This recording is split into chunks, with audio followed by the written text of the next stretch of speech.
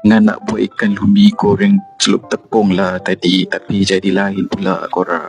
Okey, apa benda ikan lumi tu? Jom kita tengok. Ni ikan lumi ya. Okey, lepas tu kita gaul dengan tepung. Trik dia bukan gaul lah. Ni kita akan shake. Okey, tutup bekas tu. Lepas tu kita akan goncang. Kecak, goncang. Ni tips yang pantas saya juga malas ya. Siapa-siapa yang tak berapa rajin tu follow ni. Lepas tu, okey ya. Asin sikit tepung dia. Ni kalau kurang tepung tu bolehlah tambah lagi tepung. Kata pun nak buat ikan lumi tepung kan. Okay, ambil satu lagi. Yang tunjuk goncang ni 2 ekor je ikan ni. Nanti yang lain tu tiba-tiba ada banyak. Okay, mana? Tak ada rahsia. Okay, pusing sikit. Meja.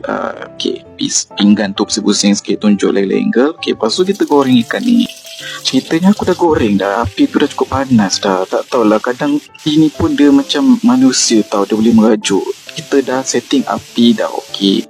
Minyak dah banyak. Lepas tu banyak sangat ke aku letak ni. Mungkin tu lah kot silapnya. Anyway, salah kuali. Sebab kuali tu dah elok dah. Tiba-tiba Nasa ni dah nervous dah. Dia dah terkopik-kopik sikit dah. Padahal aku dah adjust habis dah.